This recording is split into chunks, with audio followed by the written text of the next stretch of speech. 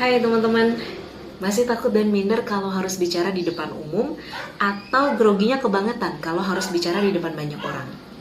Nah, kita bahas cara mengatasinya ya. So, simak terus di sini.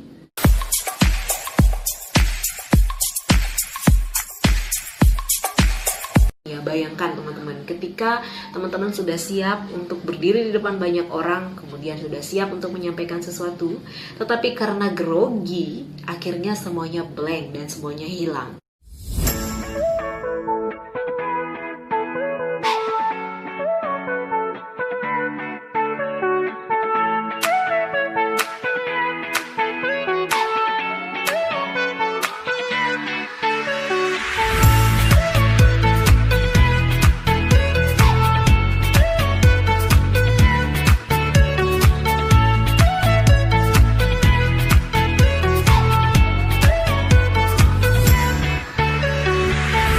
Teman-teman, terima kasih sudah mampir di channel ini ya. Jadi pastikan teman-teman tonton video ini sampai selesai, karena ini penting banget untuk teman-teman yang mau belajar public speaking dan terbebas dari yang namanya grogi atau nervous saat berbicara di depan umum.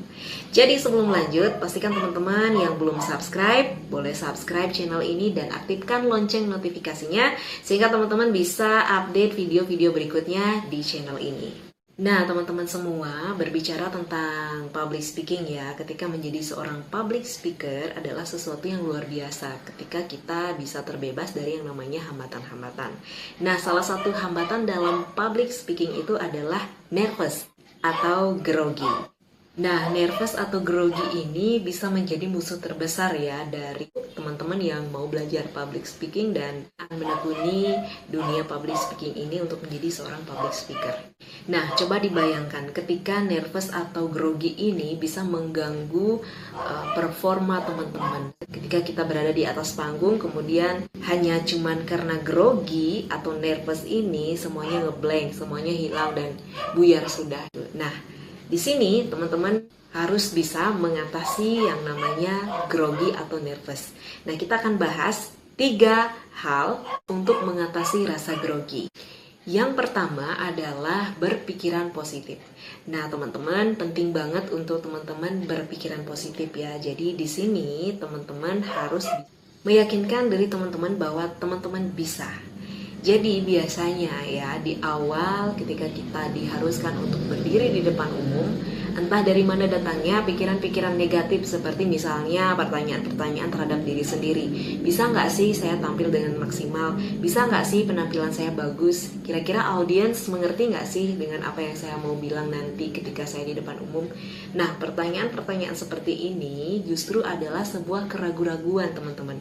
Jadi sebisa mungkin teman-teman jauhkan ini dan teman-teman masukkan energi-energi positif sehingga teman-teman bisa rileks dan percaya diri. Nah, rileks dan percaya diri inilah menjadi kunci teman-teman untuk bisa tampil dengan baik. Jadi yang pertama adalah berpikiran positif. Yang kedua adalah mempersiapkan segala materi dengan matang.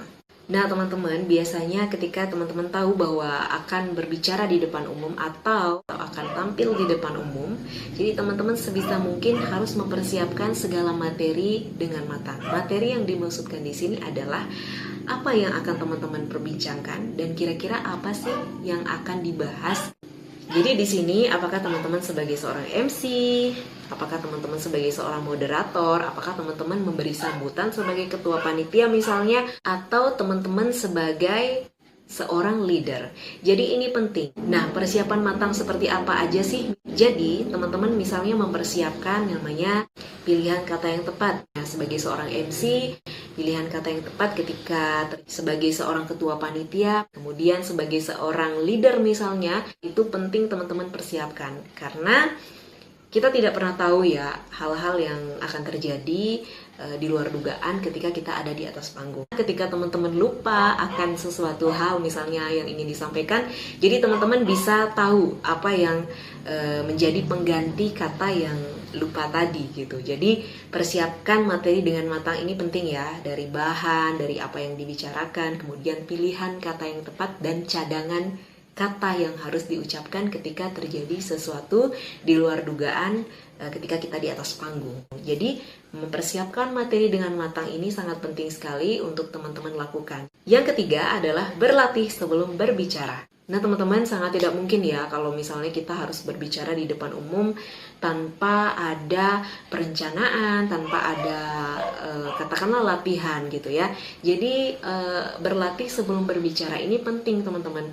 Minimal teman-teman bisa memperkirakan bagaimana ekspresi ketika menyampaikan sesuatu, kemudian senyumnya seperti apa, kemudian gerak-gerik kita seperti apa ketika menyampaikan sesuatu, dan ini penting untuk teman-teman latih. Jadi teman-teman bisa lakukan di depan cermin. Dan perlu teman-teman tahu, para public speaker hebat pun ya, jadi dia perlu berlatih sebelum berbicara. Bedanya adalah mereka yang sudah menjadi public speaker hebat hanya membutuhkan waktu sedikit saja untuk mereview atau berlatih ya sebelum berbicara, entah setiba-tiba mungkin dia harus berbicara.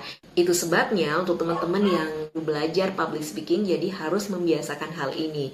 Jadi membiasakan diri untuk berlatih sebelum berbicara, sekecil apapun ya.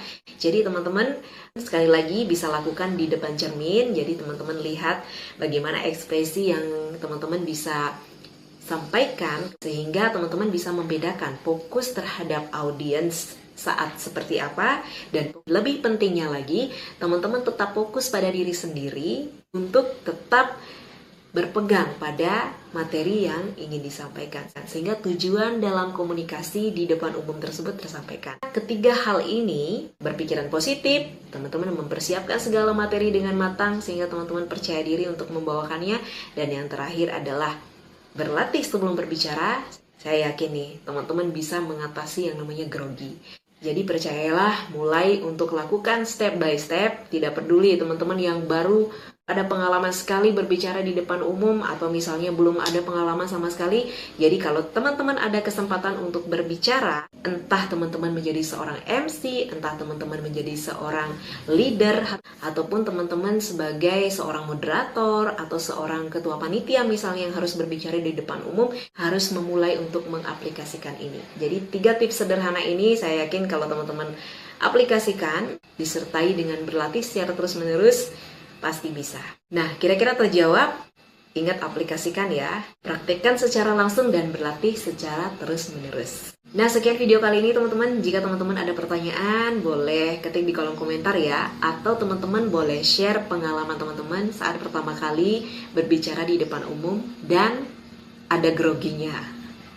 Oke, jika teman-teman suka videonya, boleh like dan share ke seluruh sosial media yang teman-teman punya, sehingga bisa berbagi manfaat untuk lebih banyak kepada teman-teman yang lainnya. Terima kasih teman-teman. Ingat subscribe untuk pantengin video-video berikutnya. Semoga bermanfaat dan terima kasih sudah menonton. Salam semangat!